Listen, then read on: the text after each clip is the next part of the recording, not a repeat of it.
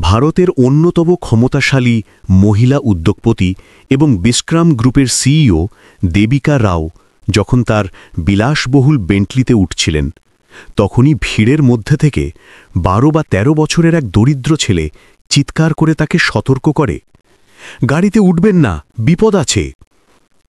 এই সতর্কতাকে উপেক্ষা করার ফলস্বরূপ কিছুক্ষণের মধ্যেই দেবিকার গাড়ি এক ভয়াবহ দুর্ঘটনার মুখে পড়ে, যা প্রমাণ করে যে ছেলেটির কথা সত্যি ছিল। এই ঘটনা কেবল দেবিকার জীবনই বাঁচায়নি, বরং সেই অহংকার এবং বিশ্বাসের দেয়াল ভেঙে দিল যা তিনি এতদিন ধরে গড়ে রেখেছিলেন।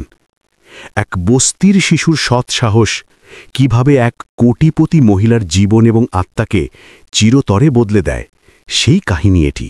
মুম্বাইয়ের দুপুর তার প্রখর রোদে ঢাকা ছিল যখন দেবিকা রাও মহালক্ষ্মী মন্দির থেকে বাইরে পা রাখলেন। তিনি সাদা শাড়িতে মোড়া, সোনার সূক্ষ্ম কাজ করা আঁচলটি কাঁধে ঠিক করতে করতে নীরবে তার ঝকঝকে কালো বেন্টলি গাড়ির দিকে এগিয়ে যাচ্ছিলেন। তার পেছনে 4 জন সহকারী এবং ব্যক্তিগত সচিব দ্রুত তার পদক্ষেপে তাল মিলিয়ে চলছিল। মন্দিরের বাইরে অপেক্ষমান ভিড় সরে যাচ্ছিল, ক্যামেরার ফ্ল্যাশলাইট বারবার ঝলসে উঠছিল। দেবিকা রাও ছিলেন বিক্রম গ্রুপের সিইও, ভারতের সবচেয়ে ক্ষমতাধর মহিলা শিল্পপতিদের মধ্যে একজন। তার প্রতিটি পদক্ষেপের উল্লেখ মিডিয়ায় হতো, তার প্রতিটি হাসি শিরোনাম হতো এবং প্রতিটি নীরবতা জল্পনার কারণ হতো। কিন্তু আজ তিনি চুপ ছিলেন না। তার চোখগুলো কিছুটা ভারী ছিল, হয়তো ঈশ্বরের কাছে করা প্রার্থনার প্রভাব ছিল, অথবা ভেতরে কোথাও চলা কোনো দ্বন্দ্ব। যখন তিনি গাড়ির কাছে পৌঁছালেন, তার চালক শ্রদ্ধার সঙ্গে দরজা খুলল। ঠিক তখনই হঠাৎ ভিড় চিরে একটি রোগা পাতলা ছেলে দ্রুত এগিয়ে এলো এবং সরাসরি গাড়ির সামনে দাঁড়িয়ে পড়ল। থামুন, গাড়িতে উঠবেন না, বিপদ আছে। তার কণ্ঠস্বর উঁচু ছিল, কাঁপছিল, কিন্তু দৃঢ়। রাস্তায় এক মুহূর্তের জন্য নীরবতা নেমে এলো। ছেলেটির বয়স সম্ভবত 12 বা 13 বছর ছিল। তার পোশাক ছিল ছেঁড়া পুরনো, মুখ ধুলো আর ঘামে মাখা। তার পা খালি ছিল এবং তার চোখ, সেই চোখগুলো কোনো এক ভয়ে ভরা ছিল, যেন সে এমন কিছু দেখে ফেলেছে যা আর কেউ দেখতে পাচ্ছে না। দেবিকা থমকে গেলেন। তার হাত দরজার হাতলে আটকে গেল। নিরাপত্তা কর্মীরা সঙ্গে সঙ্গে দৌড়ে এসে ছেলেটিকে ধরার চেষ্টা করল। এই ছেলেটা পাগল হয়ে গেছে নাকি? একজন লোক বিড়বিড় করল। এই বস্তির ছেলেদের কোনো ভরসা নেই, কেউ একজন বলল। খালি পেট আর মাথায় বাজে চিন্তা, আরও একটি আওয়াজ এলো। দেবিকার সচিব মিসেস মেহতা এগিয়ে এসে বললেন, তোমার লজ্জা হয় না? দেবীজির সামনে নাটক করছো? ছেলেটি পিছু হটল না, সে তার জায়গায় অটল দাঁড়িয়েছিল। তার শ্বাসপ্রশ্বাস দ্রুত চলছিল, কিন্তু কণ্ঠস্বর তখনও পরিষ্কার ছিল। গাড়ির চাকা থেকে কিছু একটা অদ্ভুত আওয়াজ আসছিল, আর নিচে তেলও ঝরছে। কিছু একটা গোলমাল আছে, আপনি বসবেন না। এবার তো ভিড় হাসতে শুরু করল। দেবিকার চোখ সেই ছেলেটির উপর স্থির থাকল। সে মিথ্যে বলছিল না, অন্তত তার চোখগুলো না। এক মুহূর্তের জন্য তার চোখের সামনে অতীতের একটি দৃশ্য ঝলসে উঠল। একটি 8 বছরের ছোট মেয়ে যে তার মাকে রান্নাঘরে গ্যাসের লিক হওয়ার বিষয়ে চিৎকার করে জানাচ্ছিল, কিন্তু মা উপেক্ষা করেছিলেন। কিছুক্ষণ পরেই আগুন লেগে গিয়েছিল। দেবিকার আঙুল ঠান্ডা হয়ে গেল, কিন্তু তখনই তার ব্যবসায়িক প্রবৃত্তি জেগে উঠল। ক্যামেরা, মিডিয়া, প্রতিপত্তি, এবং তিনি গভীর শ্বাস নিলেন। সরাও একে, আমার দেরি হচ্ছে। নিরাপত্তা কর্মীরা ছেলেটিকে জোর করে টানল। সে চিৎকার করতে থাকল, দয়া করে আমার কথা শুনুন, বিপদ আছে। দেবিকা গাড়িতে উঠে বসলেন। দরজা বন্ধ হলো, গাড়ি স্টার্ট হলো এবং ধীরে ধীরে মন্দিরের সিঁড়ি থেকে দূরে যেতে লাগল। ভেতরে এসির ঠান্ডা বাতাস বইছিল, কিন্তু দেবিকার ঘাম হতে শুরু করেছিল। তিনি শান্তভাবে বসে থাকলেন, কিন্তু তার হৃৎপিণ্ড এক অজানা ভয়ে কাঁপছিল। কি হবে যদি সে সত্যি বলে থাকে? গাড়ি মূল সড়কে গতি বাড়িয়েছিল। বাইরের কোলাহল অস্পষ্ট হতে শুরু করেছিল, কিন্তু তার মনে সেই ছেলেটি আরও স্পষ্ট হয়ে উঠছিল। তার চোখ, তার চিৎকার, তার ভয়। হঠাৎ একটি বিকট শব্দ হল। গাড়ি বাদিকে কেঁপে উঠল। ড্রাইভার ব্রেক মারল, কিন্তু সামনের চাকা থেকে আওয়াজ এলো এবং গাড়ি ধাক্কা খেতে খেতে ডিভাইডারের দিকে যাচ্ছিল। দেনিকে সিট শক্ত করে চেপে ধরলেন। তার চিৎকার বেরিয়ে গেল। ধোঁয়ার একটি রেখা উঠল এবং শেষ পর্যন্ত গাড়ি ডিভাইডার থেকে মাত্র 2 ফুট দূরে থেমে গেল। সঙ্গে সঙ্গে চালক এবং সচিব বাইরে বেরিয়ে এসে দেখলেন একটি চাকার অবস্থা খারাপ ছিল, টায়ার ফেটে গিয়েছিল এবং চাকার নাট ঢিলে ছিল। কেউ ইচ্ছাকৃতভাবে এটা করেছে। ড্রাইভার ঘাবড়ে গিয়ে বলল।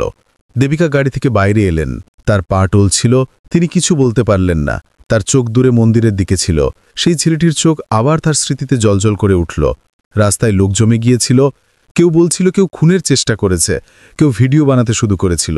কিন্তু দেবিকা সব উপেক্ষা করছিলেন। তিনি শুধু একটি কথা ভাবছিলেন, যদি সেই ছেলেটি সেখানে না ভাগত, যদি আমি তার কথা পুরোপুরি উপেক্ষা করতাম, তাহলে কি আজ আমি বেঁচে থাকতাম? তার পুরো শরীর কাঁপছিল, তার চোখ ভিজে উঠল এবং সেই মুহূর্তে তার ভেতরে কিছু ভেঙে যাওয়ার আওয়াজ হলো। হয়তো সেটা তার অহংকার ছিল, বা সেই দেওয়াল যা তিনি পৃথিবী থেকে নিজেকে আলাদা রাখার জন্য তৈরি করে রেখেছিলেন। এখন সেই দেওয়াল প্রথমবারের মতো ভেঙে যাচ্ছিল। গাড়ি থেমে গিয়েছিল, কিন্তু দেবিকার হৃদয় তখনও কোনো উন্মত্ত ঘোড়ার মতো দৌড়াচ্ছিল। চারপাশে ভিড় ছিল, পুলিশের সাইরেনের আওয়াজ দূর থেকে আসছিল এবং ড্রাইভার কারো সঙ্গে ফোনে কথা বলছিল। মেহতাজি তার কাছে এসে বললেন, ম্যাডাম, আপনি ঠিক আছেন তো? দেবিকা মাথা নেড়ালেন, কিন্তু তার কথা গলায় আটকে গেল। তিনি তখনও সেই ছেলেটির কণ্ঠস্বর শুনতে পাচ্ছিলেন, গাড়িতে উঠবেন না, বিপদ আছে। পুলিশ ঘটনাস্থলে পৌঁছালো, তারা চাকার ছবি তুলল এবং নাটবোল্ট পরীক্ষা করতে লাগল। একজন অফিসার ড্রাইভারকে জিজ্ঞেস করলেন, গাড়ি কে তৈরি করেছিল? ড্রাইভার বলল, সবসময়ের মতো সার্ভিস সেন্টার থেকে এসেছিল, সবকিছু স্বাভাবিক ছিল। অফিসার গম্ভীর কণ্ঠে বললেন, কেউ ইচ্ছাকৃতভাবে এটা করেছে, এটা কোনো সাধারণ দুর্ঘটনা নয়। দেবিকা এক মুহূর্তের জন্য চোখ বন্ধ করলেন। মন্দিরের ঘণ্টার আওয়াজ তার কানে বাজছিল। রাতে যখন তিনি তার মালাবার হিলে অবস্থিত বাংলোতে ফিরলেন, তার পা ভারী ছিল। সবসময়ের মতো প্রেস তার জন্য অপেক্ষা করছিল, কিন্তু তিনি কারো সঙ্গে কথা বললেন না। তিনি সোজা নিজের ঘরে চলে গেলেন। ঘরে ঢোকার সঙ্গে সঙ্গে তিনি তার ওড়নাটি নামালেন এবং আয়নায় নিজেকে দেখলেন। সেই দেবিকা রাও, যিনি দেশের বড় বড় শিল্পপতিদের সঙ্গে চুক্তি করেন, যিনি হাজার হাজার কর্মচারীর বস। কিন্তু এই মুহূর্তে তিনি নিজেকে কোনো অচেনা ব্যক্তির মতো অনুভব করছিলেন। তিনি বিছানায় বসে পড়লেন, মাথা ধরলেন। তার ভেতরে কিছু একটা ভাঙছিল। তিনি মেহতাজিকে ডাকলেন, সেই ছেলেটার খোঁজ নাও, এক্ষুনি। মেহতাজি চমকে গেলেন। কোন ছেলে? দেবিকার কণ্ঠস্বর ভারী ছিল। সেই যে মন্দিরের বাইরে আমাকে সতর্ক করেছিল, তাকে খুঁজে বের করো। মেহতাজি কিছু বলার চেষ্টা করলেন, কিন্তু দেবিকা হাত তুলে তাকে চুপ করিয়ে দিলেন। রাত অনেক লম্বা ছিল। দেবিকা বিছানায় পাশ ফিরতে থাকলেন। মাঝে মাঝে মন্দিরের মূর্তির মুখ আর সেই ছেলেটির চোখ তার মনে মিশে যাচ্ছিল। কোথাও না কোথাও তার এমন মনে হচ্ছিল যে ভগবান বিষ্ণু সেই ছেলেটির রূপে তাকে সতর্ক করেছিলেন। ভোর হবার আগেই তার ঘুম ভেঙে গেল। সূর্যের প্রথম রশ্মি জানালার পর্দা ভেদ করে ঘরে আসছিল। নিচে পরিচারক চা রেখে গেল। দেবিকা চায়ে হাত দিলেন না। তিনি শুধু জানালা দিয়ে বাইরের বস্তিগুলোর দিকে দেখতে থাকলেন। সেখানে দূর পর্যন্ত নীল হলুদ প্লাস্টিকের ছাদ, টিনের শেড এবং সেগুলোর মধ্যে ছোট ছোট বাচ্চারা দৌড়াতে খেলতে দেখা যাচ্ছিল। মেহতাজি ভেতরে এলেন। ম্যাডাম, আমরা তল্লাশি শুরু করে দিয়েছি। সেই এলাকার নাম ধারাভি, অনেক বড় এলাকা, কিন্তু লোকেরা বলছে যে গতকাল মন্দিরের কাছে কোনো ছেলে চিৎকার করছিল। আমরা পুলিশের কাছ থেকেও সাহায্য নিচ্ছি। দেবিকা মাথা নেড়ালেন। আমি নিজে যাব। কি? মেহতাজি চমকে বললেন। হ্যাঁ, আমি নিজে যাব, গাড়ি বের করো। কিছুক্ষণ পরেই গাড়ি বহর ধারাভির গলিগুলোতে ছিল। এখানকার গলিগুলো সরু, ভিড়ভাট্টাপূর্ণ এবং গন্ধে ভরা। চারদিকে অনেক কোলাহল ছিল, বাচ্চাদের কান্নার আওয়াজ, সবজি বিক্রেতাদের হাঁক, আর কোথাও না কোথাও থেকে আসা পূজার ঘণ্টা। দেবিকা গাড়ির কাঁচ নামালেন। বাতাস গরম এবং দুর্গন্ধযুক্ত ছিল, কিন্তু তার চোখ খুঁজছিল কোথাও তো থাকবে সেই ছেলেটি।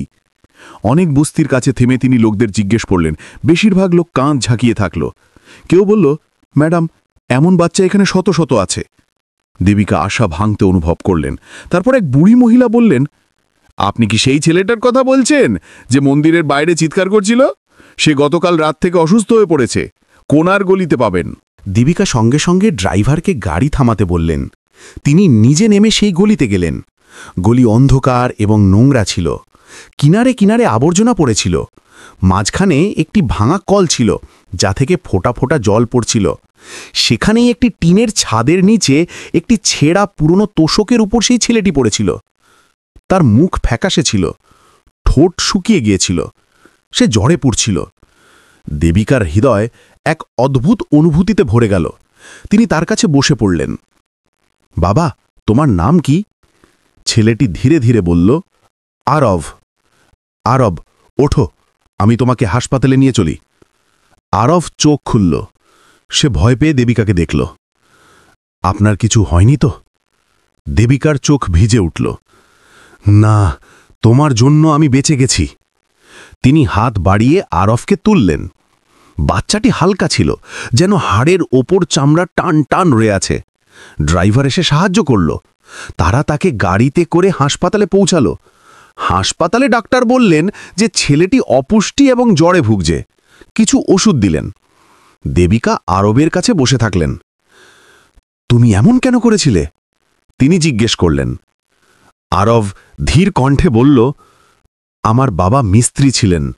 তিনি আমাকে শিখিয়েছিলেন যে গাড়ির চাকা, ইঞ্জিন এবং আওয়াজ মনোযোগ দিয়ে শুনতে হয়। গতকাল যখন আপনার ড্রাইভার গাড়ি চালু করলেন, আমি চাকা থেকে অদ্ভুত আওয়াজ শুনলাম। নিচে তেলও ঝরছিল। আমার ভয় লাগলো যে কিছু একটা হয়ে যাবে। দেবিকা তার চোখের দিকে তাকালেন। সেখানে কোনো স্বার্থ ছিল না, কোনো ছলনা নেই, শুধু ভয় আর সততা ছিল। তার হঠাৎ তার শৈশবের কথা মনে পড়ল, যখন তিনিও তার মাকে সতর্ক করার চেষ্টা করছিলেন এবং কেউ শোনেনি। তিনি উঠে জানালার কাছে চলে গেলেন। বাইরে হাসপাতালের উঠোনে একটি তুলসী গাছ রাখা ছিল। বাতাসে তার পাতা নড়ছিল। দেবিকা মনে মনে ভগবান বিষ্ণুর নাম নিলেন। সেই মুহূর্তটি তার জন্য একটি মোড় ছিল। তিনি ফিরে এসে আরবের হাত ধরলেন। তুমি চিন্তা করো না, আমি তোমাকে এখানে একা ছাড়ব না। আরব অবাক হয়ে তাকে দেখল। কেন? দেবিকা হালকা হাসলেন। কারণ তুমি আমার জীবন বাঁচিয়েছ, আর কারণ তোমার এমন কাউকে দরকার যে তোমার সঙ্গে থাকবে। আরবের চোখ ভরে এলো।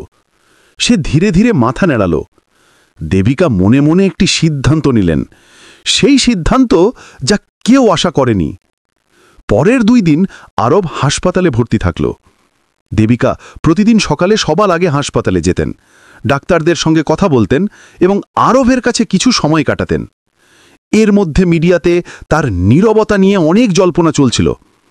টিভি চ্যানেলগুলোতে বিতর্ক চলছিল যে দেবিকা রয়ের গাড়ি দুর্ঘটনার পেছনে কোনো বড় ষড়যন্ত্র আছে নাকি শুধুই প্রযুক্তিগত ত্রুটি। দেবিকা এখনো কোনো প্রশ্নের উত্তর দেননি। তার মনে শুধু একটি প্রশ্ন পাচ্ছিল, আরবের আসার কারণে কি তার জীবনের দিক পরিবর্তন হতে চলেছে? হাসপাতালের বিছানায় শুয়ে থাকা আরবের এখন কিছুটা উন্নতি হয়েছিল। যখন সে প্রথমবারের মতো শক্ত খাবার খেল, তখন তার চোখের তৃপ্তি ছিল। কিন্তু সে খাওয়ার আগে মাথা নত করে প্রার্থনা করতে ভোলেনি। দেবিকা জিজ্ঞেস করলেন, তুমি কি রোজ এমন করো? আরব মাথা নেড়াল। বাবা বলতেন যে খাবার ঈশ্বরের আশীর্বাদ, যত কমই হোক ধন্যবাদ অবশ্যই জানাতে হয়। দেবিকা প্রথমবারের মতো নিজেকে ভেতর থেকে ছোট অনুভব করলেন। যে ছেলেটির কাছে কিছুই ছিল না, তার কাছে কৃতজ্ঞতা জানানোর বোধ ছিল। সেই সন্ধে যখন ডাক্তার আরবকে ছুটি দিলেন, তখন দেবিকা তাকে নিয়ে নিজের বাড়িতে ফিরলেন। দেবিকা রাওয়ের বাংলো মালাবার হিলের সবথেকে দামি এলাকায় অবস্থিত ছিল। উঁচু দেওয়াল দিয়ে ঘেরা, ভেতরে সবুজের সমারোহ, ফোয়ারা এবং মার্বেলের সিঁড়ি ছিল। বাড়িতে প্রবেশ করার সঙ্গে সঙ্গে আরবের চোখ বড় হয়ে গেল। এইসব আপনার? সে ফিসফিস করে জিজ্ঞেস করল। দেবিকা হাসলেন। হ্যাঁ, কিন্তু এখন এটা তোমারও, অন্তত যতদিন তুমি এখানে আছো। আরব কিছু বলল না, শুধু তার চপ্পলগুলো ধীরে ধীরে দরজার বাইরে খুলে রাখল। প্রথম দিন বাড়িতে একটা অদ্ভুত নীরবতা বিরাজ করছিল। পরিচারকদের ফিসফাস, নিরাপত্তারক্ষীদের তীক্ষ্ণ দৃষ্টি এবং মিসেস মেহতার স্পষ্ট বিরক্তি সব দেবিকা অনুভব করলেন, কিন্তু উপেক্ষা করলেন। রাতে খাবারের টেবিলে আরব চুপচাপ বসেছিল। সে প্লেটে অর্ধেক খাবার নিল এবং ধীরে ধীরে খেল। দেবিকা দেখলেন যে সে প্রতিবার খাওয়ার আগে জিজ্ঞেস করছিল, আমি কি এটা নিতে পারি? একদিন দেবিকা তাকে জিজ্ঞেস করলেন, তুমি এত দ্বিধা করো কেন? আরব জবাব দিল, যেখানে নিজের হক না থাকে সেখানে ইজ্জতের সাথে থাকতে হয়। দেবিকা কিছুক্ষণ চুপ থাকলেন, তারপর বললেন, এখানে তোমার পুরো হক আছে। যতদিন তুমি এখানে আছো, এই বাড়ির প্রতিটি অংশ তোমার। পরের দিন সকালে আরব তাড়াতাড়ি উঠে গেল। যখন পরিচারিকা দেখল যে সে উঠোনে গাছগুলোতে জল দিচ্ছে তখন সে চমকে গেল। এটা তোমার কাজ না, সে বলল। আরাভ হেসে বলল, আমি শুধু সাহায্য করছি। ধীরে ধীরে বাড়ির লোকেদের মধ্যে তার ভাবমূর্তি বদলাতে লাগল। সে প্রতিটি কাজে হাত লাগাত, কখনো বাগানে, কখনো গাড়ি ধোয়ার সময় ড্রাইভারকে সাহায্য করত। এক সন্ধ্যায় দেবিকা দেখলেন যে আরাভ গ্যারেজে দাঁড়িয়ে তার বেন্টলি গাড়িটি মনোযোগ দিয়ে দেখছে। তোমার কি গাড়ি নিয়ে আগ্রহ আছে? তিনি জিজ্ঞেস করলেন। আরাভ কিছুটা ইতস্তত করে বলল, হ্যাঁ, অনেক। বাবা আমাকে সব সময় ইঞ্জিন নিয়ে কথা বলতেন। তুমি কি জানতে চাও এটা কিভাবে কাজ করে? আরবের চোখ উজ্জ্বল হয়ে উঠল। অনেক বেশি। দেবিকা তখনই ঠিক করে নিলেন যে তিনি পরের দিন একজন মেকানিক্যাল ইঞ্জিনিয়ারকে ডাকবেন, যিনি আরাভকে গাড়ির ইঞ্জিনের প্রাথমিক জ্ঞান শেখাতে পারবেন। কিন্তু বাড়ির বাইরের জগতে অন্য কিছু চলছিল। দেবিকার কোম্পানি বিশ্রাম গ্রুপ একটি বড় প্রযুক্তিগত চুক্তির ওপর কাজ করছিল। সেই চুক্তির প্রধান সমন্বয়কারী ছিলেন রাজ মালহোত্রা, দেবিকার দত্তক নেওয়া ভাই, যিনি বছরের পর বছর ধরে তার সঙ্গে কোম্পানিতে কাজ করছিলেন। যখন রাজ জানতে পারল যে দেবিকা একটি অজানা বস্তির ছেলেকে তার বাড়িতে রেখেছেন, তখন সে সঙ্গে সঙ্গে বাড়িতে এলো। বসার ঘরে তার প্রথম কথা ছিল, এসব কি হচ্ছে দিদি? আপনি কোনো রকম যাচাই বাছাই ছাড়াই একটা বাচ্চাকে ঘরে রেখেছেন। দেবিকা শান্ত ছিলেন। সেই ছেলেটি আমার জীবন বাঁচিয়েছে রাজ, আর আমি তার সাথে শুধু সেটাই করছি যা মানবতা বলে। রাজের চোখে কিছু মুহূর্তের জন্য রাগ এবং কিছু মুহূর্তের জন্য অবিশ্বাস ঝলসে উঠল। কোম্পানির ভাবমূর্তির ওপর প্রভাব পড়বে, মিডিয়া এটাকে অন্য রং দিতে পারে। তাহলে কি আমাদের সবসময় সেটাই করা উচিত যা মিডিয়া পছন্দ করে? রাজ কিছু বলল না, কিন্তু তার চোখে অন্য কিছু ছিল, এমন কিছু যা দেবিকা সেই সময় পড়তে পারলেন না। সেই রাতে যখন দেবিকা তার স্টাডিতে বসে কোম্পানির কাগজপত্র দেখছিলেন, আরাভ ধীরে ধীরে দরজা ঠকঠক করল। আমি কি ভেতরে আসতে পারি? হ্যাঁ, এসো। আরাভ একটি কাগজ এগিয়ে দিল। তাতে সে নিজের পক্ষ থেকে একটি গাড়ির ব্লুপ্রিন্ট তৈরি করেছিল। তাতে ইঞ্জিনের অংশ, ফুয়েল সিস্টেম এবং কিছু নতুন ডিজাইন আইডিয়া ছিল। আমি চেষ্টা করেছি, হয়তো ঠিক নাও হতে পারে, আরাভ বলল। দেবিকা সেই ছবিটা দেখলেন এবং অবাক হয়ে গেলেন। রেখাগুলো সঠিক ছিল, প্রযুক্তিগত নামগুলোর বানান সঠিক ছিল এবং ধারণাগুলো উদ্ভাবনী। তিনি জিজ্ঞেস করলেন, তুমি এসব কোথা থেকে শিখলে? যখন আমি রাস্তায় থাকতাম তখন পাশের একটি গ্যারেজে রোজ ঘণ্টার পর ঘণ্টা দাঁড়িয়ে থাকতাম, শুনতাম, দেখতাম এবং কখনো কখনো সেখানকার কাজে সাহায্য করতাম। ধীরে ধীরে বুঝতে শুরু করলাম। দেবিকা তার দিকে তাকালেন। তার চোখে এখন আর আরাভ শুধু একজন গৃহহীন শিশু ছিল না, সে ছিল একটি সম্ভাবনা, হয়তো একটি নতুন শুরু। আরাভের আঁকা এবং তাতে লুকানো প্রযুক্তিগত বোঝাপড়া দেবিকাকে ভেতর পর্যন্ত নাড়িয়ে দিয়েছিল। তিনি ভাবতেও পারেননি যে বস্তির একটি ছেলে, যে কখনো আনুষ্ঠানিক শিক্ষা নেয়নি, এত পরিষ্কার এবং ব্যবহারিক উপায়ে একটি ইঞ্জিন সিস্টেম বুঝতে পারে। পরের দিন সকালে তিনি তার পুরনো বন্ধু এবং একজন বিখ্যাত অটোমোবাইল ইঞ্জিনিয়ার শ্রীনিবাসনকে ডাকলেন। যখন শ্রীনিবাসন এলেন, দেবিকা আরাভকে ডাকলেন এবং বললেন, তোমার যা জানার আছে এদের কাছে জিজ্ঞেস করতে পারো। শ্রীনিবাসন প্রথমে কিছুটা ইতস্তত করলেন, কিন্তু যেই আরাভ প্রশ্ন করা শুরু করল, কিভাবে পিস্টন কাজ করে, টর্ক কি, গিয়ার রেশিও কিভাবে পরিবর্তিত হয়, তখন তার ভ্রু কুঁচকে উঠল। তুমি এসব কোথা থেকে শিখলে? গ্যারেজে দেখে দেখে, আরাভ হেসে বলল। শ্রীনিবাসন দেবিকাকে আলাবা ডেকে নিয়ে বললেন, এই ছেলেটি সাধারণ নয়। তার বোঝাপড়া এবং কৌতূহল কোনো ইঞ্জিনিয়ারিং কলেজের ছাত্রের চেয়ে কম নয়। দেবিকা যেন তার ভেতরে কিছু নতুন আকার নিতে অনুভব করলেন। তিনি আরাভকে আনুষ্ঠানিক শিক্ষা দেওয়ার সিদ্ধান্ত নিলেন। সেই সন্ধে তিনি তাকে নিয়ে শহরের একটি বেসরকারি স্কুলে গেলেন। যখন তারা আরাভের পটভূমি সম্পর্কে শুনলেন, প্রিন্সিপাল প্রথমে সন্দেহ প্রকাশ করলেন, কিন্তু যেই আরাভ মৌলিক গণিত এবং বিজ্ঞানের প্রশ্নের উত্তর আত্মবিশ্বাসের সাথে দিল, তারা ভর্তি প্রক্রিয়া শুরু করে দিলেন। আপনি চাইলে তাকে গ্রীষ্মকালীন ব্রিজ প্রোগ্রামে অন্তর্ভুক্ত করতে পারেন, এতে তার মূল স্রোতে আসতে সুবিধা হবে, প্রিন্সিপাল বললেন। পথে গাড়িতে বসার সময় আরাভ জিজ্ঞেস করল, আমি কি সত্যি স্কুলে যেতে পারব? দেবিকা তার দিকে তাকালেন।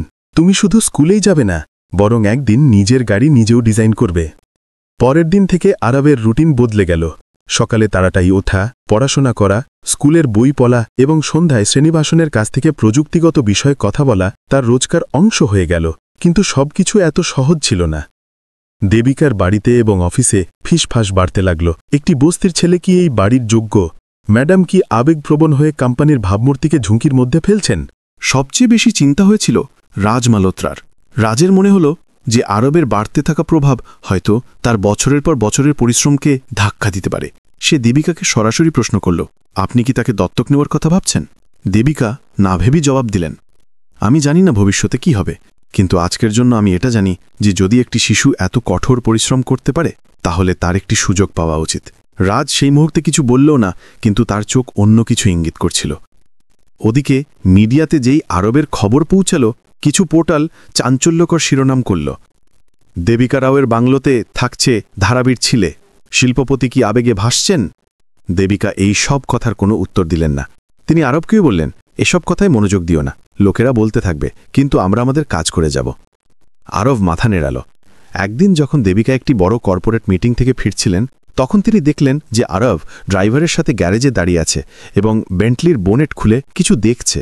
তিনি গাড়ি থেকে নামলেন এবং হেসে জিজ্ঞেস করলেন, কি চলছে? আরব ইতস্ততা করে বলল, গাড়ির ইঞ্জিন থেকে হালকা আওয়াজ আসছিল, আমি ড্রাইভার আঙ্কেলকে বললাম যে একটু দেখতে দিন। দেবিকা বোনেটের মধ্যে উকি দিলেন, কিছু পেল? হ্যাঁ, এয়ার ফিল্টারটি কিছুটা ধুলোয় ভরা, সেটা বদলাতে হবে, না হলে ইঞ্জিনের ওপর চাপ পড়বে। তার আত্মবিশ্বাস দেখে দেবিকার বর্ব হল। তুমি সত্যি একদিন কিছু বড় করবে, তিনি বললেন। কিন্তু দিন যত কাটতে লাগল, আরও একটি স্তর উন্মোচিত হল। রাজ ধীরে ধীরে অফিসে একটি নতুন নেটওয়ার্ক তৈরি করছিল। কোম্পানির কিছু পুরনো কর্মচারীকে নিজের পক্ষে নিচ্ছিল। দেবিকা এর আঁচ পাননি। একদিন গভীর রাতে অফিস থেকে ফেরার সময় যখন তিনি স্টাডিতে নিজের মেল দেখছিলেন, তিনি একটি অদ্ভুত ইমেল দেখলেন। দয়া করে এই লিঙ্কটি দেখুন, আপনার কোম্পানিতে কেউ আপনার বিরুদ্ধে ষড়যন্ত্র করেছে। ইমেলের সঙ্গে একটি ভিডিও ক্লিপ সংযুক্ত ছিল, যেখানে রাজ এক অজানা ব্যক্তির সঙ্গে কথা বলছিল। যদি এই চুক্তি আমরা ব্যর্থ করে দিই, তবে বোর্ড দেবিকার উপর থেকে আস্থা হারাবে। দেবিকা স্তম্ভিত হয়ে গেলেন। তিনি বিশ্বাস করতে পারলেন না যে সেই ব্যক্তি যাকে তিনি নিজের ভাইয়ের মতো পালন করেছেন, যাকে কোম্পানির সবচেয়ে বিশ্বস্ত ব্যক্তি মনে করেছেন, তিনিই তার পিছনে ষড়যন্ত্র করছেন। তিনি রাতভর ঘুমালেন না। সকালে উঠে তিনি সোজা আরবের ঘরে গেলেন। আরব জেগেছিল, বই পড়ছিল। দেবিকা তার পাশে বসে বললেন, যদি একদিন তোমাকে এমন কেউ বিশ্বাসঘাতকতা করে যাকে তুমি সবচেয়ে বেশি বিশ্বাস করেছ, তাহলে তুমি কি করবে? আরব বইটি বন্ধ করল এবং বলল, আমি ভাবব যে সেই বিশ্বাসের ভিত্তি মজবুত ছিল নাকি শুধু প্রয়োজনের সম্পর্ক ছিল। দেবিকা তার দিকে তাকালেন এবং যদি সেই সম্পর্ক রক্তের হয়, তবেও সত্য থেকে মুখ ফেরানো উচিত না। আরব বলল। সেই উত্তরটি ছোট ছিল, কিন্তু তাতে বছরের পর বছরের বোঝাপড়া ছিল। দেবিকার মনে হল যেন তার চোখের ওপর বাঁধা পট্টি ধীরে ধীরে খুলে যাচ্ছিল। দেবিকা রাবের জীবনে এখন প্রথমবারের মতো এমন হয়েছিল যখন তিনি নিজের তৈরি করা গণ্ডি নিয়ে সন্দেহে ছিলেন। তিনি নিজের আশেপাশে যাদের বেছে রেখেছিলেন, তার বিশ্বস্ত উপদেষ্টা, কর্মকর্তা এবং সর্বোপরি রাজ মালহোত্রা, এখন তাদের উপরই সন্দেহ হতে লাগল। রাজের ষড়যন্ত্রের সেই ভিডিও, যা রাতে একটি অজানা ইমেলে পাওয়া গিয়েছিল, এখন তার চেতনায় বাজছিল। কিন্তু তিনি এমন কিছু করতে চাননি যা কোনো দৃঢ় প্রমাণ ছাড়া তাকে একটি আবেগপূর্ণ প্রতিক্রিয়ায় ডুবে থাকতে দেখায়। তিনি পরের দিন সবার আগে তার সাইবার সিকিউরিটি হেডকে ডাকলেন। এই ভিডিওর বৈধতা নিশ্চিত করো। যদি এটা আসল হয়, তবে আমার প্রতিটি কথোপকথন, মেল এবং নেটওয়ার্কিং ডেটার রিপোর্ট চাই। তিনি বললেন, এর মধ্যে কোম্পানিতে সবকিছু স্বাভাবিক দেখা যাচ্ছিল, কিন্তু পর্দার আড়ালে অনেক কিছু বদলে যাচ্ছিল। রাজ যেই অনুভব করল যে দেবিকা এখন তার থেকে দূরত্ব বজায় রাখছেন, সে তার উদ্দেশ্যগুলো দ্রুত কার্যকর করা শুরু করল। সে কিছু ঊর্ধ্বতন কর্মকর্তাদের গোপনে নিজের পক্ষে নিয়ে নিল। সে কোম্পানির আসন্ন টেকনোলজি পার্টনারশিপ প্রজেক্টে পরিবর্তনের প্রস্তাব দিতে শুরু করল এবং বোর্ডে দেবিকার কার্যশৈলী নিয়ে প্রশ্ন উঠতে লাগল। ম্যাডামের মনোযোগ কোম্পানি থেকে বেশি সেই ছেলেটির দিকে যাকে তিনি নিয়ে এসেছেন। একজন কর্মকর্তা মিটিংয়ে বললেন, তিনি এখন আবেগের বশে সিদ্ধান্ত নেন, ব্যবসায়িক বোধ থেকে নয়। অন্যজন সমর্থন করল। দেবিকাই ফিসফাস ক্যাম্পেনের আঁচ পাচ্ছিলেন, কিন্তু তিনি এখনও কোনো প্রত্যক্ষ প্রতিক্রিয়া দেননি। বাড়িতেও পরিবেশ কিছুটা বদলে গিয়েছিল। আরব অনুভব করছিল যে কিছু ঠিক নেই। এক সন্ধ্যায় সে দেবিকাকে জিজ্ঞেস করল, সব ঠিক আছে? দেবিকা কিছুক্ষণ চুপ থেকে বললেন, তোমার কি মনে হয়, কেউ নিজের হয়েও কখনো নিজের ছিল না? আরব ধীরে ধীরে মাথা নেড়াল। অনেক সময় এমন মনে হয়, কিন্তু তারপর আমরা শিখি যে বিশ্বাসের মানে অন্ধত্ব নয়। দেবিকা তার চোখের দিকে তাকালেন, সেই শিশুটির, যে কিছু না চেয়েই তাকে বাঁচাতে নিজের জীবন ঝুঁকির মধ্যে ফেলেছিল। সেই দিন সাইবার সিকিউরিটি বিভাগ রিপোর্ট দিল। ভিডিওটি আসল ছিল, কণ্ঠস্বরগুলো মিলে গিয়েছিল, অবস্থানও ট্র্যাক করা হয়েছিল। সেই মিটিংটি একটি পুরনো গোডাউনে হয়েছিল, যা আগে বিশ্রাম গ্রুপের একটি শাখার জন্য ব্যবহৃত হতো, কিন্তু এখন অব্যবহৃত ছিল। দেবিকার মন এক মুহূর্তের জন্য ভেঙে যেতে চাইল, কিন্তু তিনি নিজেকে সামলালেন। তিনি সিদ্ধান্ত নিলেন যে তিনি এটি কারো সঙ্গে শেয়ার করবেন না যতক্ষণ না পুরো প্রমাণ এবং কৌশল তৈরি হচ্ছে। এর মধ্যে আরব স্কুলে যাওয়া শুরু করে দিয়েছিল। তার জীবনে এটা একটা নতুন মোড় ছিল। সে নতুন বাচ্চাদের মধ্যে কিছুটা ভীত ছিল, কিন্তু তার কঠোর পরিশ্রম এবং বোঝাপড়া শীঘ্রই তাকে আলাদা পরিচিতি দিতে লাগল। সন্ধ্যায় যখন সে বাড়ি ফিরত, তখন দেবিকার সাথে বসে সারা দিনের কথা বলত। একদিন যখন সে ড্রয়িং রুমে বসে গণিতের হোমওয়ার্ক করছিল, সে হঠাৎ জিজ্ঞেস করল, দিদি, যদি কেউ আপনার জীবন নেওয়ার চেষ্টা করে এবং আপনি জানেন যে সে আপনার ঘনিষ্ঠ ছিল, তাহলে আপনি কি করবেন? দেবিকা এক মুহূর্তের জন্য স্তম্ভিত হয়ে গেলেন। তুমি এমন কেন জিজ্ঞেস করছো? আমি একটি কথা শুনেছি। আরব জানালো যে কোম্পানির এক কর্মচারীর কাছ থেকে ভুলবশত এই কথা তার কানে এসেছে যে বেন্টলির ঘটনাটি কোনো দুর্ঘটনা ছিল না। দেবিকা কোনো উত্তর দিলেন না। তিনি অনুভব করলেন যে এখন আরবও সেই ষড়যন্ত্রের গভীরতা বুঝতে শুরু করেছে। আরব একটি সাহসী সিদ্ধান্ত নিল। সে দেবিকার পুরনো ড্রাইভারের সঙ্গে কথা বলল, যে রাজের পুরনো গোডাউনের কথা উল্লেখ করেছিল। সেই গোডাউন কি এখনও খোলা আছে? সে জিজ্ঞেস করল। মাঝে মাঝে সেখানে লোক আসে। আমার সন্দেহ হচ্ছে কিছু কাগজপত্র এখনও সেখানে রাখা আছে। আরব ঠিক করল সে সেখানে গিয়ে দেখবে। পরের দিন সকালে কাউকে কিছু না বলে স্কুলের ছুটির অজুহাত দিয়ে সে সেই গোডাউনের দিকে রওনা হল। সেই জায়গাটি নির্জন ছিল। চারদিকে মুড়িচা পড়া শাটার, ধুলো ভরা জানালা এবং ভেতরে অন্ধকার। কিন্তু আরব না ভয়ে ভেতরে পা রাখল। সেখানে পড়ে থাকা পুরনো আলমারি এবং ফাইল বক্সগুলো খুঁজতে খুঁজতে সে কিছু নথি খুঁজে পেল, যেখানে রাজের একটি ব্যক্তিগত কোম্পানি এবং একটি প্রতিদ্বন্দ্বী কোম্পানির মধ্যে সম্ভাব্য অংশীদারিত্বের কথা লেখা ছিল। ঠিক সেই সময় বাইরে কারো পায়ের আওয়াজ এলো। আরব লুকিয়ে গেল। রাজ ভেতরে এলো কারো সঙ্গে ফোনে কথা বলতে বলতে। যদি দেবিকা বোর্ডকে সন্দেহ করতে দেন, তবে সব শেষ হয়ে যাবে। আমাদের সেই সব কাগজপত্র শেষ করতে হবে। আরবের শ্বাসপ্রশ্বাস দ্রুত হয়ে গেল। সে যত তাড়াতাড়ি সম্ভব পিছনের রাস্তা দিয়ে বেরিয়ে গেল। দৌড়াতে দৌড়াতে তার পা একটি লোহার রডের সাথে ধাক্কা খেল এবং সে পড়ে গেল। তার হাতে যে ফাইল ছিল সেটাও মাটিতে পড়ে গেল, কিন্তু সে সেগুলো গুছিয়ে কোনো মতে বাইরে বেরিয়ে এলো। সে বাড়ি পৌঁছল। শরীরে আঁচড় ছিল, কিন্তু চোখে সেই একই দৃঢ় বিশ্বাস। সে দরজা ঠকঠক করল। দেবিকা দরজা খুললেন। তুমি কোথায় ছিলে? আরব হাতে ফাইলটি এগিয়ে দিল। এই নিন প্রমাণ। এখন আপনাকে আর কিচ্ছু প্রমাণ করতে হবে না। দেবিকা ফাইল খুললেন, তার পাতা উল্টালেন এবং তারপর আরবকে জড়িয়ে ধরলেন। তুমি আমার জন্য কি, এটা আমি শব্দে বলতে পারব না। এখন চূড়ান্ত মুহূর্ত এসে গিয়েছিল। দেবিকা জানতেন যে পরের পদক্ষেপ পুরো খেলা বদলে দেবে। দেবিকার স্টাডি রুমে সেই রাতে একটি অস্বাভাবিক নীরবতা ছিল। আরবের আনা ফাইলগুলো টেবিলের ওপর খোলা ছিল এবং সামনে ল্যাপটপে ভিডিও প্রমাণ বারবার চলছিল। রাজ মালহোত্রা, বিশ্রাম গ্রুপের কার্যনির্বাহী পরিচালক, একজন প্রতিদ্বন্দ্বী কোম্পানির প্রতিনিধির সাথে গোপন বৈঠক করছে। পরিকল্পনা করছে কিভাবে দেবিকাকে কোম্পানির সর্বোচ্চ চেয়ার থেকে সরানো যায়। দেবিকার চোখ ফাইলের অক্ষরগুলোর উপর নয়, বরং অতীতের ঘটনাগুলোর উপর স্থির ছিল। রাজের সেই হাসি, সেই আলিঙ্গন, সেই বিশ্বাসের মুহূর্ত, সবই এখন কেমন যেন মিথ্যে মনে হচ্ছিল। তিনি বছরের পর বছর ধরে রাজকে নিজের ভাই মনে করেছেন। নিজের বাবার মৃত্যুর পর তাকে তার সবচেয়ে কাছের মানুষদের মধ্যে একজন মনে করেছিলেন, আর এখন সেই ব্যক্তি তাকে মুছে ফেলার পরিকল্পনা করছে। আরব পাশে বসে চুপচাপ দেবিকার প্রতি পীড়া দেখছিল। তার বোঝার ক্ষমতা সেই নিষ্পাপ চেহারার আড়ালে থাকা গভীরতার চেয়ে অনেক বেশি ছিল। সে তার কাজ করে দিয়েছিল, প্রমাণ জোগাড় করেছিল, ঝুঁকি নিয়েছিল, এবং এখন দেবিকাকে সিদ্ধান্ত নিতে হবে। আপনি এখন কি করবেন? সে জিজ্ঞেস করল। দেবিকা লম্বা শ্বাস নিলেন। আমি সেটা করব যা এখনও করিনি, সত্যকে পৃথিবীর সামনে রাখব। পরের দিন সকালে দেবিকা তার আইনি পরামর্শদাতা এবং সিসিটিভি বিশেষজ্ঞদের সাথে মিটিংয়ে বসলেন।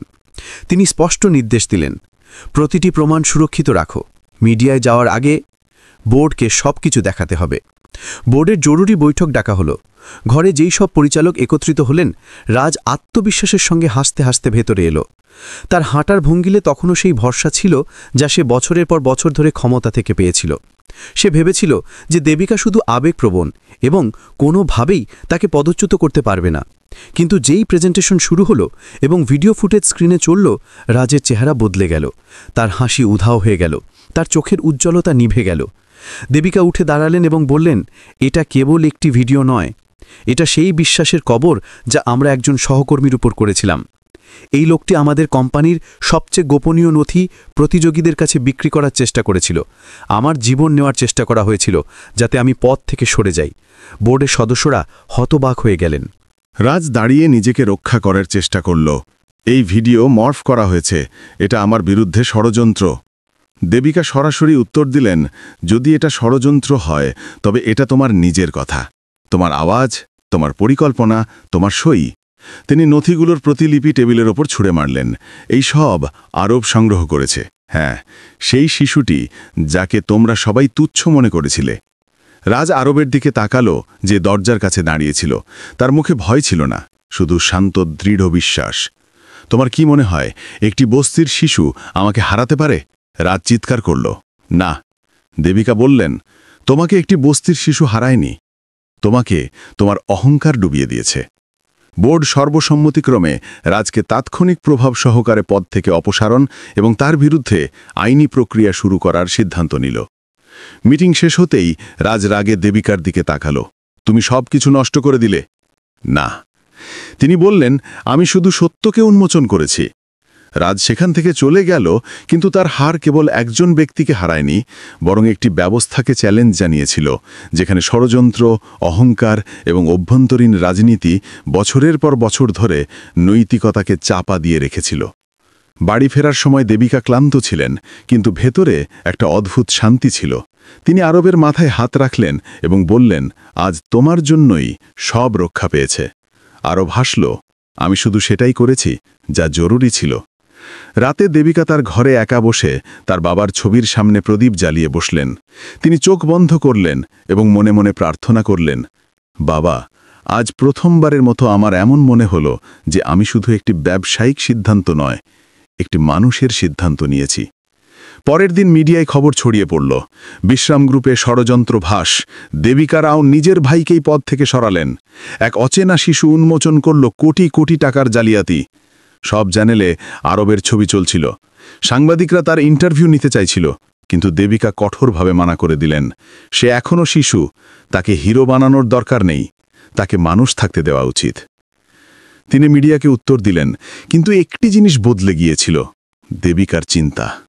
তিনি এখন আর আরবকে কেবল একজন রক্ষাকর্তার দৃষ্টিতে দেখতেন না, তিনি তাকে একটি পরিবারের সদস্য হিসেবে দেখতেন।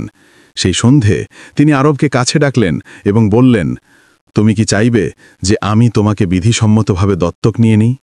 আরব চুপ থাকল, তারপর ধীরে ধীরে জিজ্ঞেস করল, যদি আমি হ্যাঁ বলি তবে কি আমি আপনার দায়িত্ব হয়ে যাব? দেবিকার চোখে জল ছিল, না বাবা, তুমি আমার দায়িত্ব নও, তুমি আমার ভাগ্য। তিনি আরবকে জড়িয়ে ধরলেন। সেই আলিঙ্গনে একটি বাড়ির সন্ধান পূর্ণ হতে দেখা গেল। সেই দিন প্রথমবারের মতো দেবিকারাও তার জীবনে কেবল একজন ব্যবসায়ী নয়, একজন মায়ের মতো সিদ্ধান্ত নিলেন। আর সেই দিন থেকে আরব শুধু একটি শিশু নয়, বরং বিষ্ণুর সেই ছায়ার মতো হয়ে গেল, যে অন্ধকারে আলো দেখালো।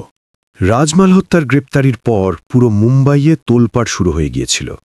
বিশ্রাম গ্রুপের মতো বিশাল সংগঠনের ভেতরে ষড়যন্ত্র, প্রতারণা এবং হত্যার পরিকল্পনার ফাঁস হওয়া এমন একটি বিষয় হয়ে উঠল যা প্রতিটি নিউজ চ্যানেল এবং খবরের কাগজ ভরে দিল। কিন্তু এই সবের মাঝে সবচেয়ে চমকপ্রদ ব্যাপার ছিল একজন বস্তিতে থাকা 12 বছর বয়সী ছেলে, যে শুধু একটি ষড়যন্ত্র ফাঁস করেনি, বরং একজন শিল্পপতির জীবনও বাঁচিয়েছিল। মিডিয়ার মনোযোগ এখন পুরোপুরি আরবের ওপর ছিল। পরের দিন সকালে দেবিকা রাওয়ের বাড়ির বাইরে মিডিয়া ভ্যানগুলোর লাইন লেগে গেল। ক্যামেরার ফ্ল্যাশ, সাংবাদিকদের আওয়াজ এবং প্রশ্নের বন্যা। আরব কে, দেবিকা কি তাকে দত্তক নিয়েছেন? এটা কি একটি ইমোশন স্টান্ট নাকি আসল গল্প? দেবিকা জানতেন যে এইসব শীঘ্রই ঘটতে চলেছে। তিনি তার পাবলিক রিলেশন টিমকে ডাকলেন এবং নির্দেশ দিলেন, আমাকে আজ সন্ধে একটি প্রেস কনফারেন্স রাখতে হবে, কিন্তু খেয়াল রাখবে আরবকে এতে অন্তর্ভুক্ত করা হবে না। টিম প্রথমে কিছুটা ইতস্তত দেখালো, কিন্তু দেবিকার চেহারা দেখে কেউ বিরোধিতা করতে পারল না। সন্ধে প্রেস কনফারেন্স অনুষ্ঠিত হল। বড় বড় শিল্পপতি, সমাজকর্মী এবং মিডিয়ার প্রবীণ প্রতিনিধিরা উপস্থিত ছিলেন। দেবিকা মঞ্চে এলেন একেবারে সেই আত্মবিশ্বাসের সঙ্গে যা তার বছরের পর বছর ধরে পরিচিতি ছিল, কিন্তু আজ তার কণ্ঠে একটি অতিরিক্ত গভীরতা ছিল। আমি আজ এখানে শুধু একজন সিইও হিসেবে নয়, একজন মানুষ হিসেবে দাঁড়িয়েছি। গত কয়েকদিনে যা ঘটেছে তা আমার চিন্তা, আমার সিদ্ধান্ত এবং আমার আত্মাকে বদলে দিয়েছে।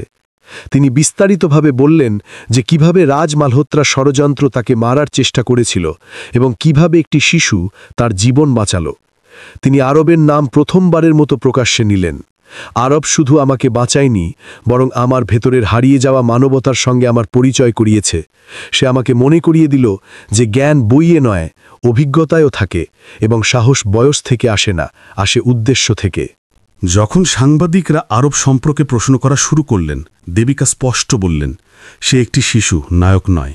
তার ভূমিকা একটি অদ্ভুত কাকতালীয় ছিল, কিন্তু তার জীবন এখন স্বাভাবিক হবার উচিত। আমি তার জন্য কোনো শোভানাতে চাই না। তার এই কথা অনেকের কাছেই বোধগম্য হল, কিন্তু কিছু লোকের কাছে নয়। সোশ্যাল মিডিয়ায় আরবকে নিয়ে দুটি ধারা তৈরি হল।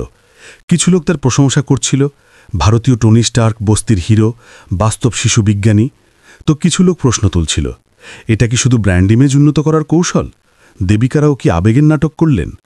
এই সবের প্রভাব আরবের ওপরও পড়তে শুরু করেছিল।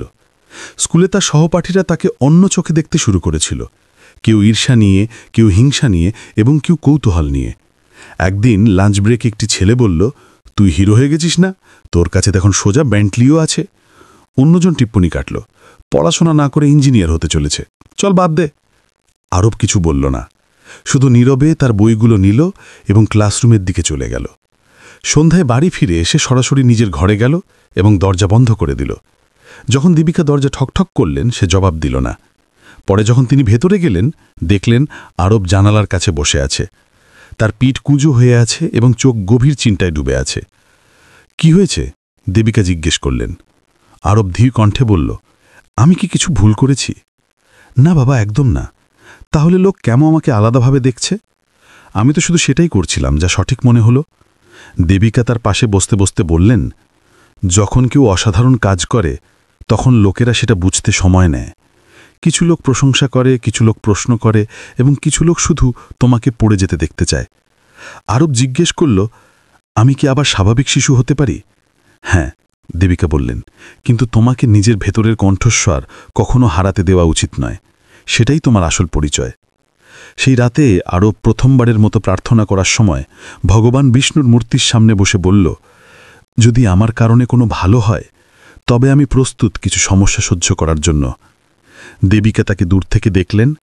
তার মনে হলো যেন সেই শিশুটি এখন ধীরে ধীরে বড় হচ্ছে, পরিণত হচ্ছে, এবং তিনি এই পরিবর্তনকে থামাতে চাননি।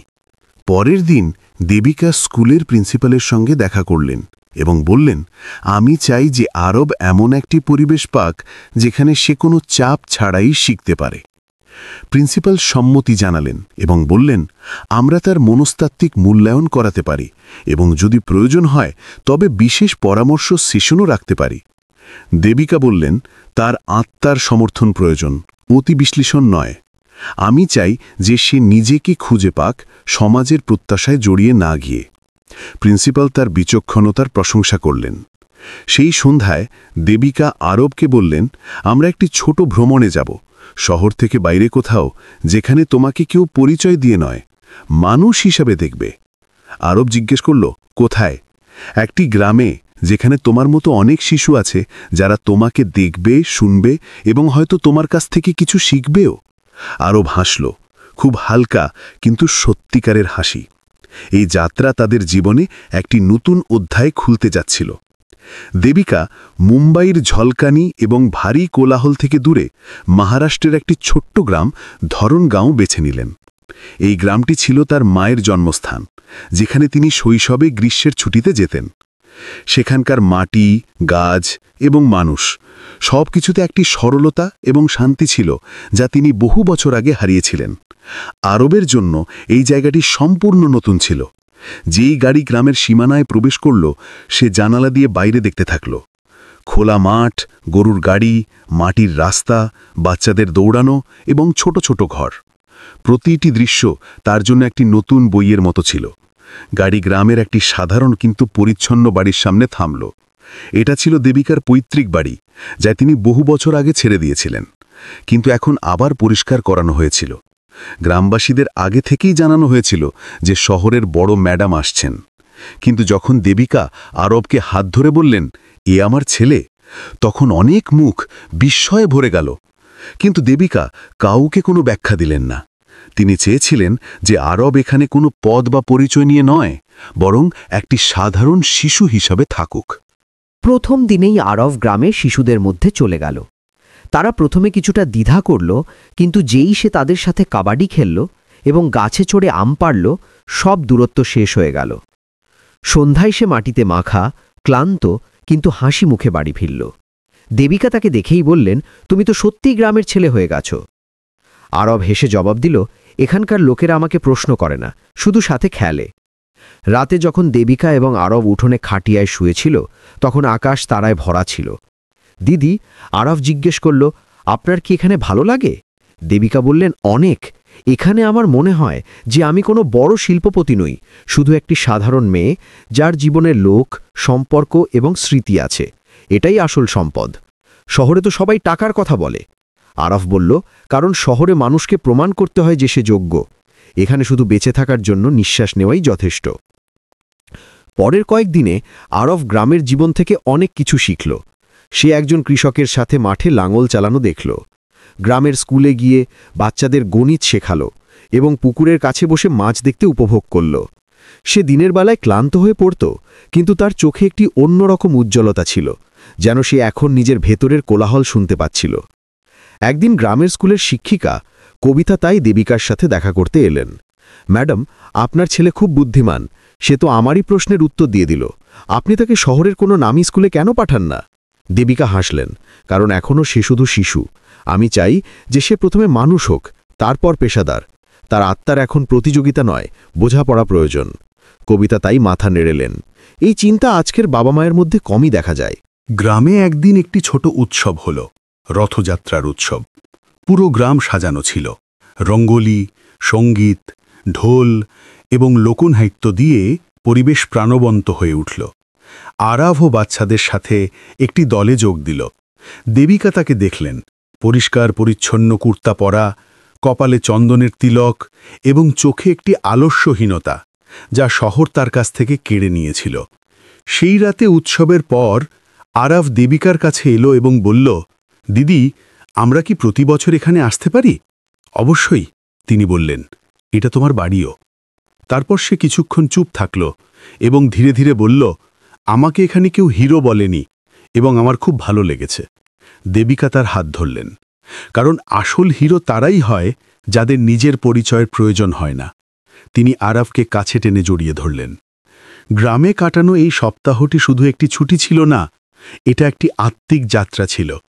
দেবিকা বছরের পর বছর ধরে দৌড়ে যা হারিয়েছিলেন, তিনি এখানে এসে তা ফিরে পেলেন। আরাভ যে শৈশব কখনো বাঁচতে পারেনি, সে তাকে এখন পাচ্ছিল।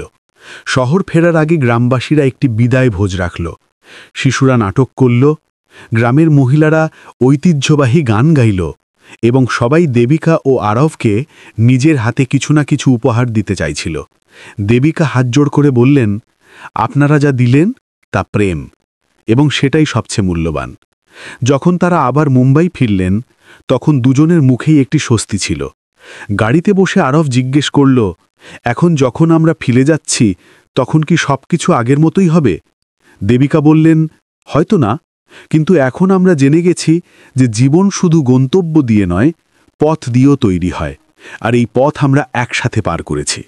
মুম্বাইয়ের উঁচু দালানগুলো আবার সামনে ছিল, কিন্তু এবার তাদের দুজনের ভেতরে গ্রামের মাটির গন্ধ লেগেছিল।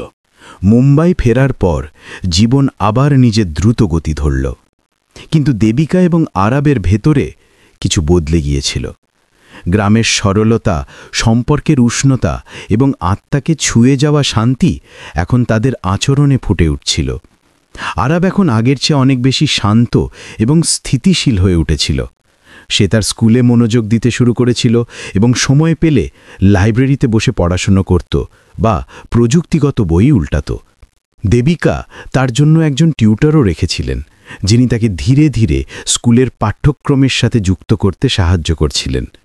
কিন্তু পরিবর্তনের এই নতুন অধ্যায়ে একটি পুরনো অসম্পূর্ণ প্রশ্ন এখনও উত্তরহীন ছিল: আরাবের অতীত। দেবিকা তাকে কখনো বাধ্য করেননি যে সে নিজের সম্পর্কে সবকিছু বলুক।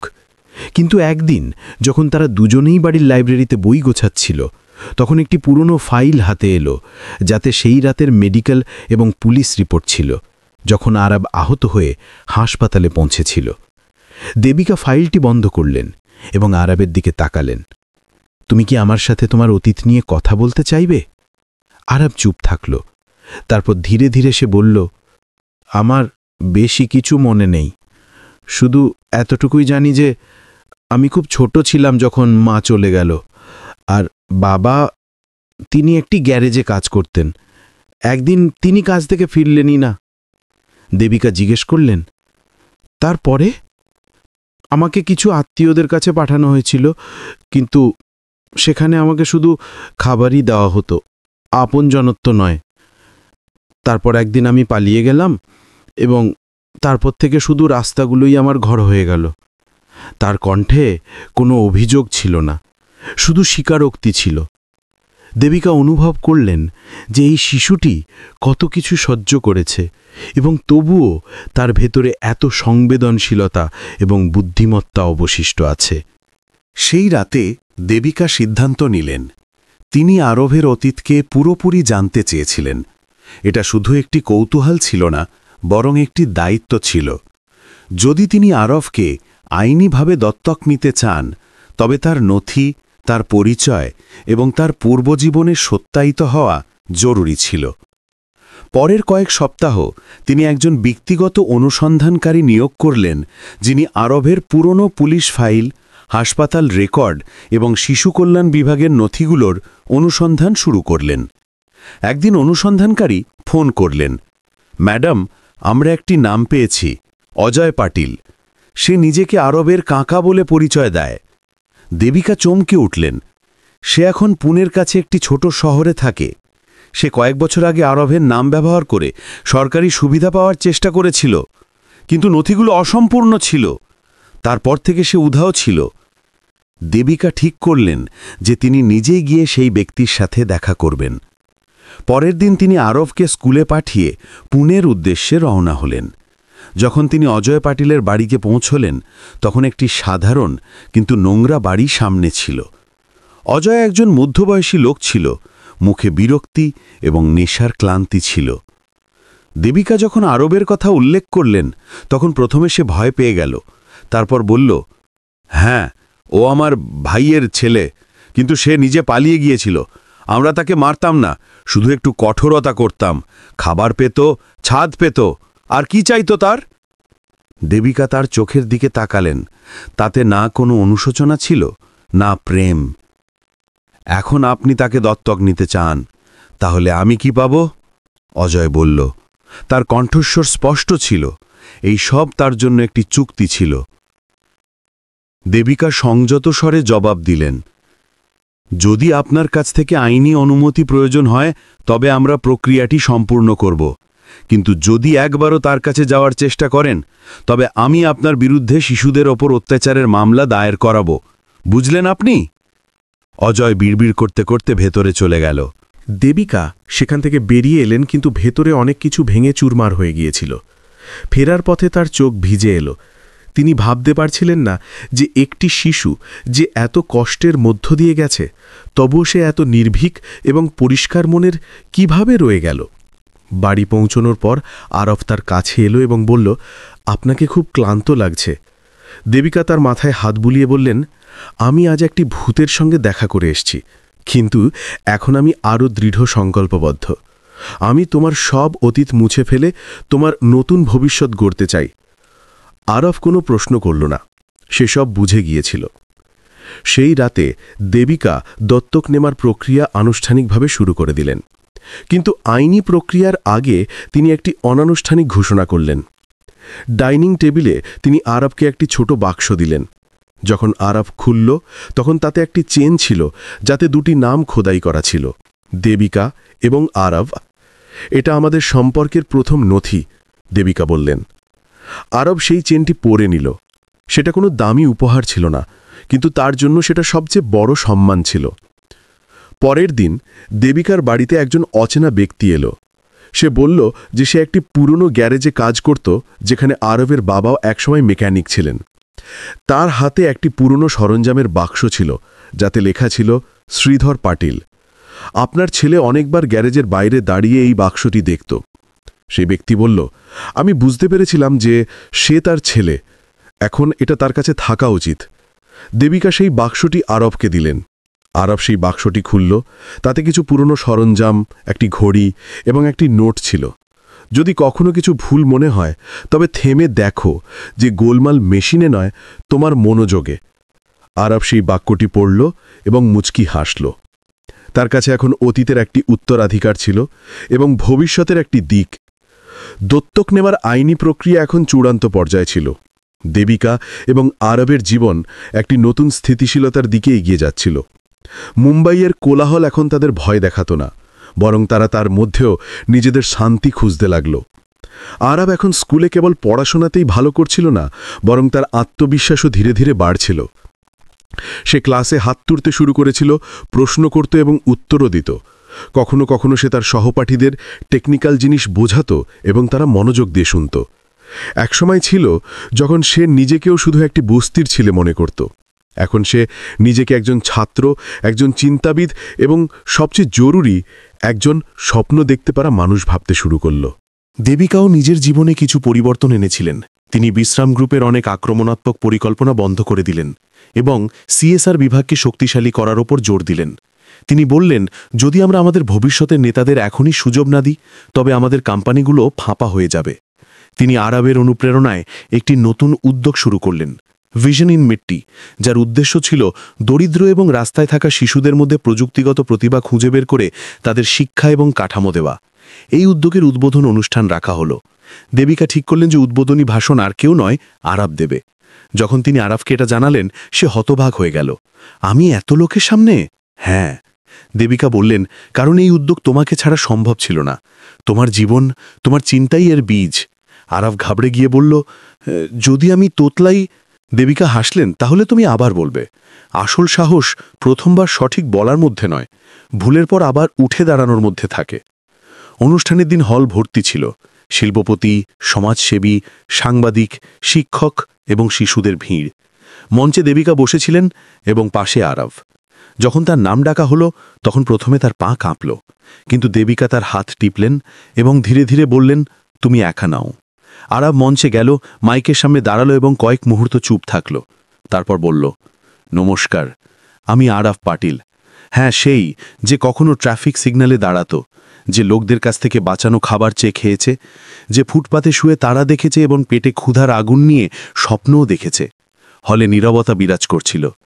আজ আমি আপনার সামনে দাঁড়িয়ে আছি কারণ একজন মানুষ আমার নীরবতা শুনেছিল। সে আমাকে শুধু একটি শিশুর মতো নয়, একটি সম্ভাবনার মতো দেখেছিল। দেবিকা দিদি আমার ওপর ভরসা করেছিলেন, যখন আমার নিজের ওপর ভরসা করারও কারণ ছিল না। আমি জানি না যে আমি কাল কি হব, ইঞ্জিনিয়ার, বিজ্ঞানী বা শিক্ষক, কিন্তু এতটুকু অবশ্যই জানি যে আমি সেই শিশুদের জন্য একটি কণ্ঠস্বর হতে চাই, যারা আজও রাস্তায় আছে এবং যাদের শুধু একটি সুযোগ প্রয়োজন। তালির গর্জন পুরো হলে ছড়িয়ে পড়ল। দেবিকার চোখ সজল ছিল, কিন্তু হাসি ছিল পূর্ণ। সেই সন্ধ্যায় যখন তারা বাড়ি ফিরলেন, দেবিকা আরবকে বললেন, তুমি আজ শুধু একটি ভাষণ দাওনি, তুমি আশা বুনেছ। আরব হেসে বলল, আমি এখন সত্যিই তোমার ছেলে। দেবিকা তাকে জড়িয়ে ধরে বললেন, তুমি সব সময়ই ছিলে, আজ শুধু পৃথিবী জানতে পারল। কয়েক সপ্তাহ পরে দত্তক নেওয়ার সমস্ত আইনি প্রক্রিয়া সম্পূর্ণ হয়ে গেল। কোর্টে যখন বিচারক জিজ্ঞেস করলেন, দেবিকা রাও, আপনি কি কোনো চাপ ছাড়া এই বালককে আপনার পুত্র হিসেবে স্বীকার করেন?